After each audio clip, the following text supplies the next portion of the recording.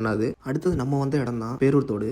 பேரூர் தோடோட வழக்கமே அங்கே வந்து ஆற்றுல பொறி கொட்டுவாங்க. ஏன்னா ஐயப்பன் வந்து மகிஷியை வதம் செஞ்சதுக்கப்புறம் களைப்பாயி வந்து இந்த ஆற்றுல கை கால் மூஞ்செல்லாம் கழுவி சிறிது ஓய்வு எடுத்தது தான் வழக்கம். அடுத்து நம்ம போகிற வழியில் ஸ்ரீ மகாதேவ் டெம்பிள்னு வரும். அந்த டெம்பிள் தான் நீங்கள் பார்த்துட்டு இருக்கீங்க. அடுத்தது அப்படி நீங்கள் நடக்க ஆரம்பிச்சிங்கன்னா பெருவழி பாதைன்னு உங்களுக்கு ஒரு போர்டு போட்டிருக்கும். லெஃப்ட் சைடில் ஒரு முருகன் கோயில் இருக்கும். அந்த வழியில் தான் நீங்கள் போகணும். லெஃப்ட்டில் இறங்கணுன்னே பார்த்தீங்கன்னா இங்கே உங்களுக்கு ஃப்ரீ அன்னதானம் கொடுப்பாங்க. அடுத்து உங்களுக்கு போகிற வழியில் பார்த்தீங்கன்னா பாலபத்ர தேவி டெம்பிள் வரும். அதை கிராஸ் பண்ணி அப்படியே நீங்கள் நேராக நடக்க ஆரம்பிச்சிங்கன்னா பெருவழி பாதையோட ஃபஸ்ட்டு செக் போஸ்ட் உங்களுக்கு வரும். ஃபஸ்ட்டு செக் போஸ்ட்டில் என்ட்ரு ஆனோடனே பெருசாக நாங்கள் போகிற டேட்டில் எதுவும் செக் பண்ணல. நாங்கள் போன டேட் பார்த்தீங்கன்னா 13/12/2025. பெருசாக கும்பலும் இல்லை, அதே மாதிரி செக்கிங்கும் இல்லை. இந்த செக் போஸ்ட்டில் என்ட்ரி பார்த்தீங்கன்னா காலையில் 6 மணிலேருந்து சாயந்தரம் 5 மணி வரைக்கும். அதுக்கு தகுந்த மாதிரி நீங்கள் முன்னாடியே போயிருங்க. அடுத்தது பார்த்தீங்கன்னா நம்ம போகக்கூடிய வேக்கு ஒரு போர்டு வச்சிருப்பாங்க. நம்ம எதை கிராஸ் பண்ணி போகிறோம், எத்தனை கிலோமீட்டர் அப்படிங்கிறத டீட்டெயிலாக கொடுத்துருப்பாங்க. இன்னைக்கு டே 1ல் பார்த்தீங்கன்னா நம்ம எருமேலியில் நடக்க ஆரம்பிச்சு முக்குளியில் போய் நம்ம ஸ்டே பண்ண போகிறோம். அதுதான் நம்மளோட பிளான். 2 நாள் நம்ம நடக்கலாம்னு பிளான் பண்ணியிருக்கோம். அதே மாதிரியே பிளான் பண்ணிக்கோங்க. ஏன்னா இங்கே பார்க்க வேண்டிய வியூ அவ்வளோ இருக்குது, அவ்வளோ அழகாக இருக்கும்.